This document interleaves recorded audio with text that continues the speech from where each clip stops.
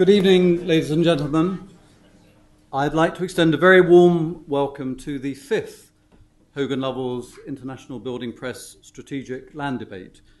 The provision of housing in the UK is a topic which has occupied the thoughts of the development industry for a significant number of years.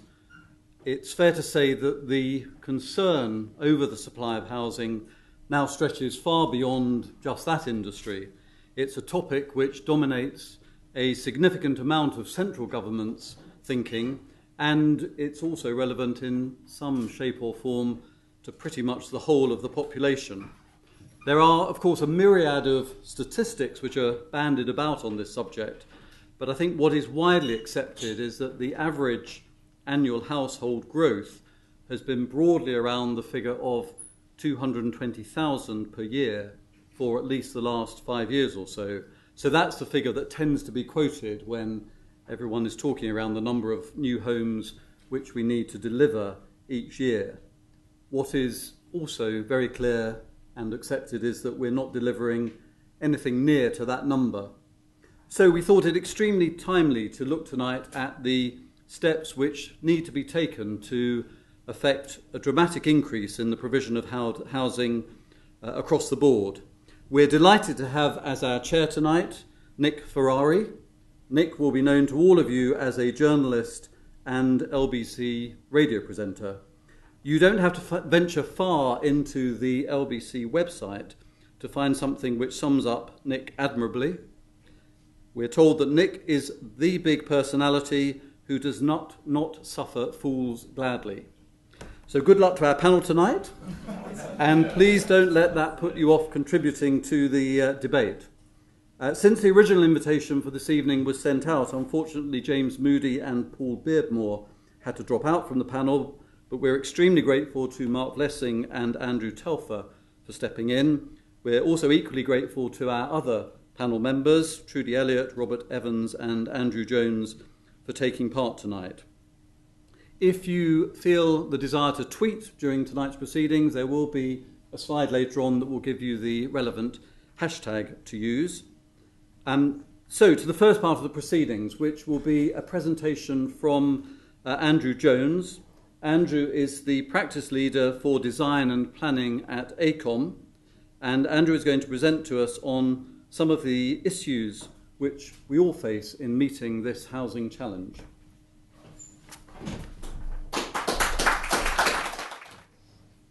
Thank you, Mike.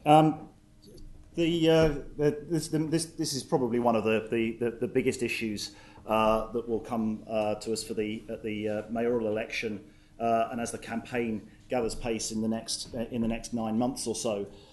We produced a think piece, a document to sort of stimulate discussion just before the general election, to really give some framing to conversations and presentations like this, and really focused around London and its city region, and also some of the to draw out some of the big challenges there are right on our doorstep here. But many of the issues are nationwide, and hopefully the discussion we have this evening will draw some of those things out. Now, we started looking at this across not just Greater London, but recognising that functionally, culturally, socially and economically, London stretches a lot wider than that. Now, we looked at a band 90 kilometres out from Charing Cross, and looked at commuting patterns and how people worked and operated, and really that starts to define a city region for London, and really putting that on par with the other city regions that are coming out across the UK, that are looking not necessarily at current boundaries, but looking at those functional areas, those economic areas, and those housing areas. Now, if you do that, you've got a population of the best part of 20 million people in our London City region. Now, that puts us in place with many of the other large megacities around the world. The growing cities in Asia and South America and some of the big American metropolises. So that puts London really in the context that it is already. And also probably gives us some context around where growth may well come in the future. Some of the other work we did in this was to look at where we are in delivery of housing to meet the needs of that city region population. And it works through that there were about 1 million homes short when you add up all of the housing sites allocated in SHLARs across the city region in each of the local authorities. We're simply not that's looking forward to 2036. And we're simply not identifying those strategic sites, but the sites that large or small that are coming forward. And as we progressively don't deliver each year to meet need, then that target gets higher as we go on. So we're starting to look at this, and a number of drivers here. You know, that London is bigger than we think it is. It's not just that 10 million population that's been banded around. The growth in the southeast is equally as pressing. That we're not building enough homes. There's a strong constraint in the green belt, and there's no review of that. Yet we've got to provide more homes, both in the southeast and in inner London. Our demographics are changing quite fundamentally, and we're not really looking at providing housing for new people entering creating households, and also not creating household or appropriate homes for the older generation either. So actually, our communities are changing, our demographics are changing, and we're not really updating our cities to accommodate that. So there's another dimension in this.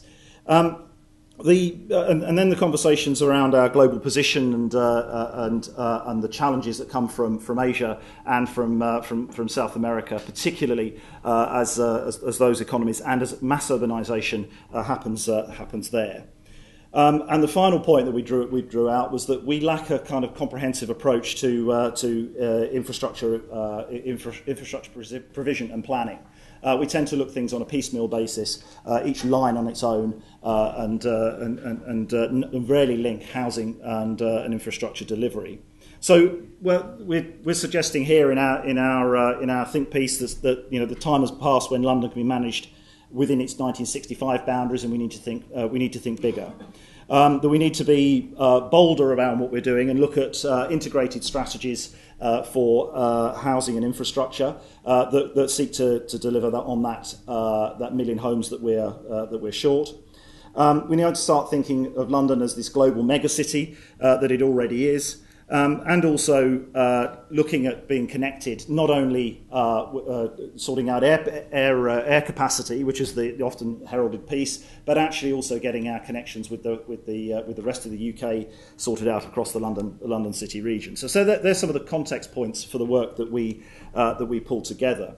And then there are 10 components that come forward, and perhaps where we're looking at now about where and how to build the homes we need. These are some of the messages that perhaps we should think as part of that debate.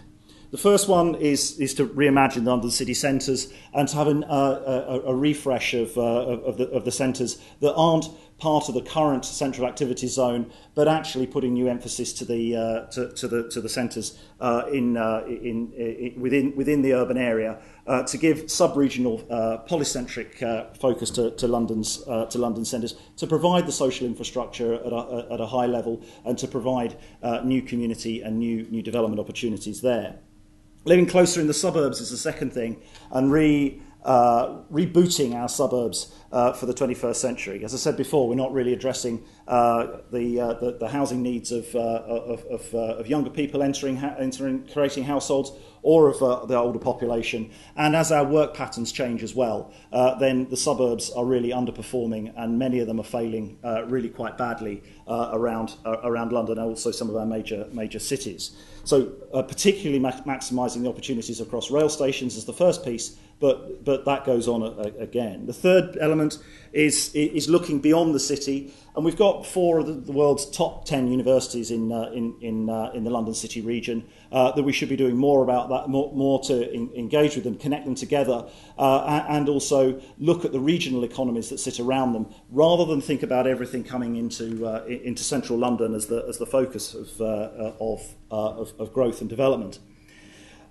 Given that we have this challenge of housing delivery, where we're 1 million homes short in terms of our allocations, we're not going to be able to do that, but just by dealing with the city centres in London or reimagining our suburbs.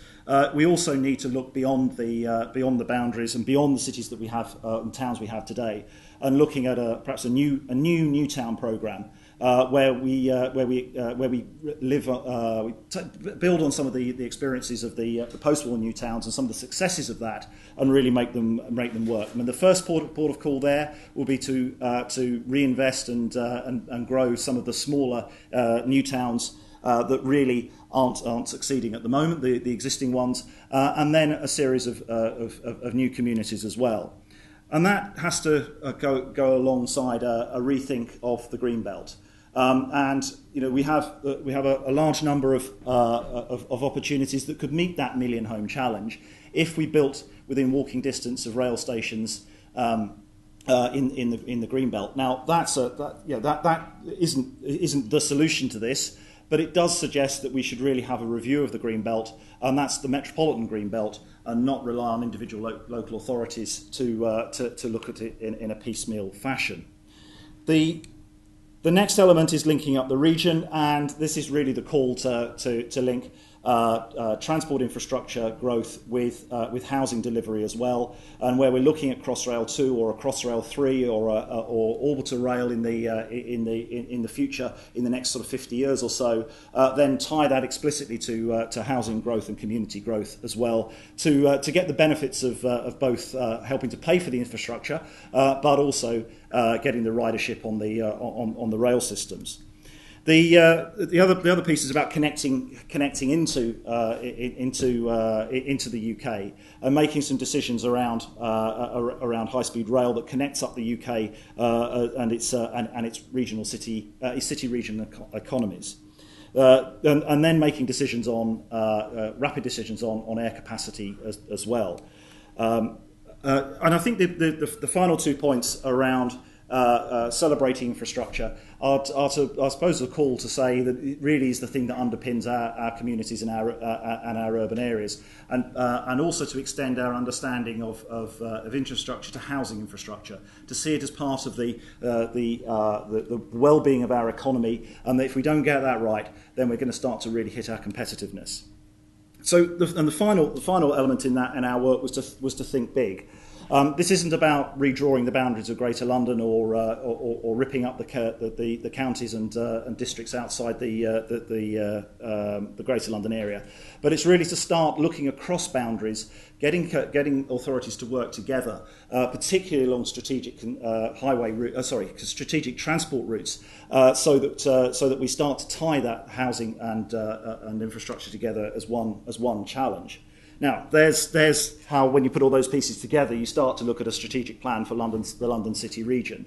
And it has a number of elements to it, both within the city and beyond the city, that start to come together as a coherent plan for growth and change over a long range. So that's quite a ramble through the work that we produced. If you want to pick up on any more of it, you can follow it. You can find it at those addresses. But we did that 6 months ago, and actually quite a lot's changed.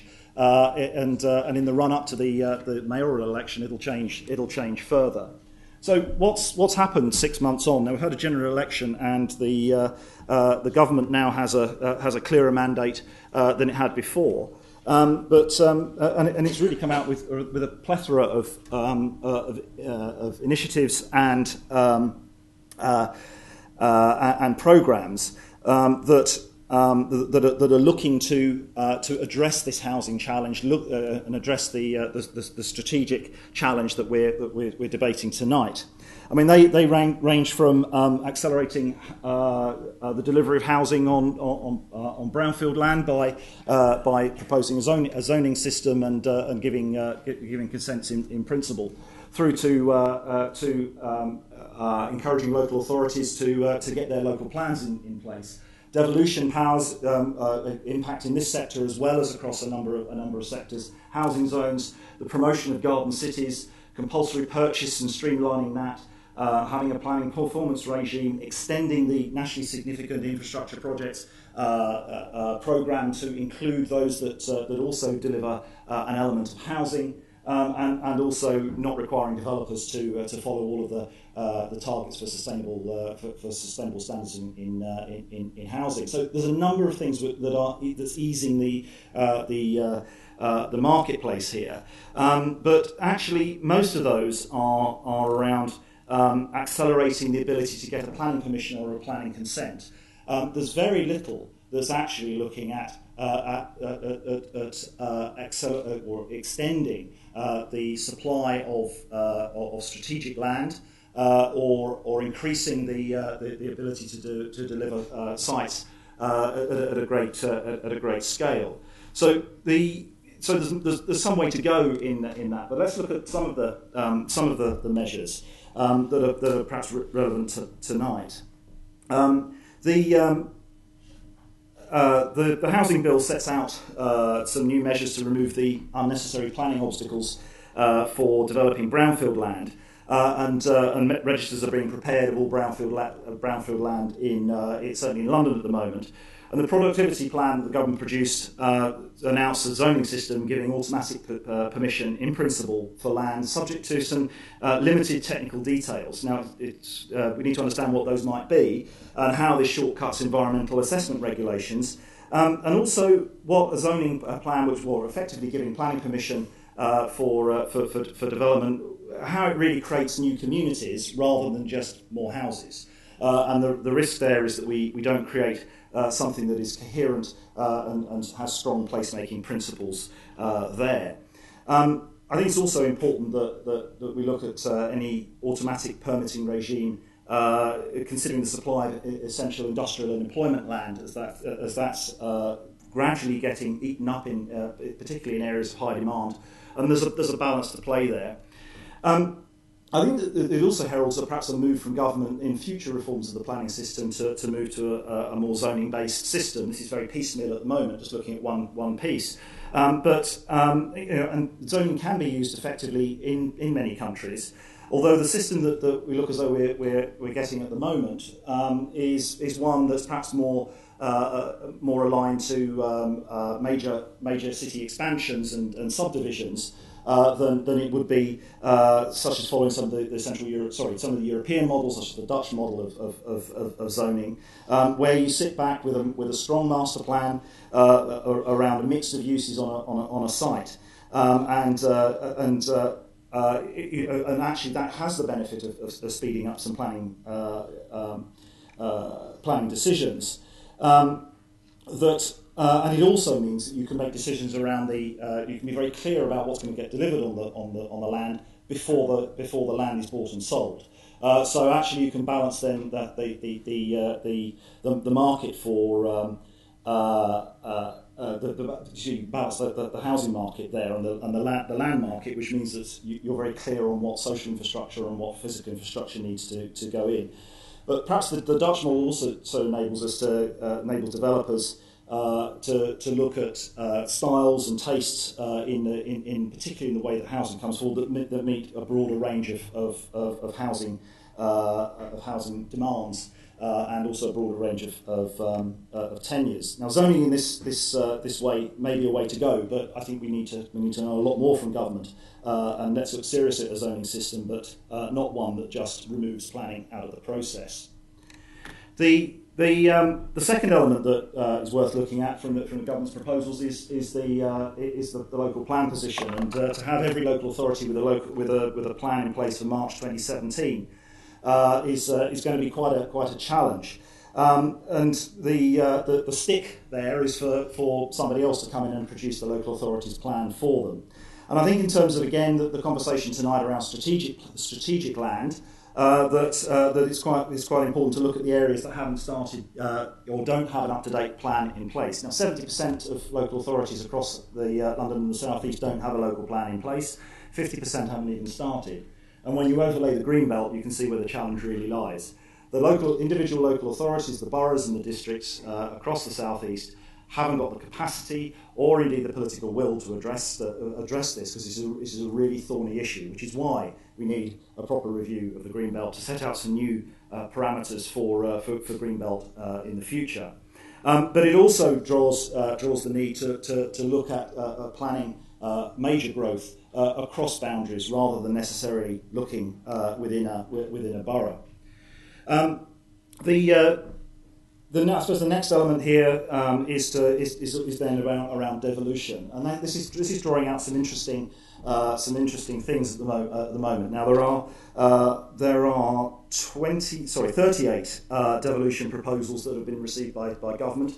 They're all different. The government has been standing by each of them having a mayor the elected mayor at the head of it. Most of those proposals coming forward don't have that, and they're looking at a whole range of things from health through to social provision. But development and how we deliver housing should well sit right at the centre of that. And if we go back to some of the challenges that individual local authorities have around perhaps putting a plan in place or really planning at a strategic level when you're looking just at the district level, then perhaps the combined authorities that are coming together that are looking at the economic markets around let boundaries or housing markets, they're starting to look at areas that aren't constrained by traditional administrative boundaries, and perhaps will come up with these combined areas, perhaps aligned to some of the corridors that we were talking about in our work, where actually you can start to plan strategically at a broader level than the individual borough. So there's way to go in that process as well. Housing zones are another tool, but one of the key things here is that really these are currently driving existing sites with existing planning permissions and are ready to go. They've got to be delivered, ready for delivery between 15 and 2018. So we're not identifying new opportunities here. We're just again accelerating the old ones. But interestingly and quite hearteningly, this is now stretching out across the UK. My concern is that with all the effort that's going into housing zones in London and some really quite clever thinking around unlocking value through the loans and the grants that are available in that, whether some of the housing zones outside will really achieve what they will without the skill sets in those local authorities to deliver. The final element is around garden cities, and that's something that the government has put a new call out for, and a new call for developments over 15,000 homes to come forward. Let's go back to where these started from, and the Newtown programme of the mid 20th century, and you know those new towns delivered a significant number of homes, both delivered by the private sector, facilitated by the public sector, but also direct public sector delivery as well. When they were at their height, that was the only time we actually met housing demand, and that red dotted line running along the line is along the middle there is the 240,000 homes that we feel we need each year to meet demand in the UK at the moment. So actually, we should really think about significant housing growth and significant projects as a tool in our armoury to deliver. And to accelerate growth, and perhaps some of these combined authorities are at the scale that can actually start to address that. Where are we at the moment? Well, Ebbsfleet has just started off again. Northamptonshire and Bicester have been projects that have been on the table for a long time. Northstow's been around just about as long as many of us.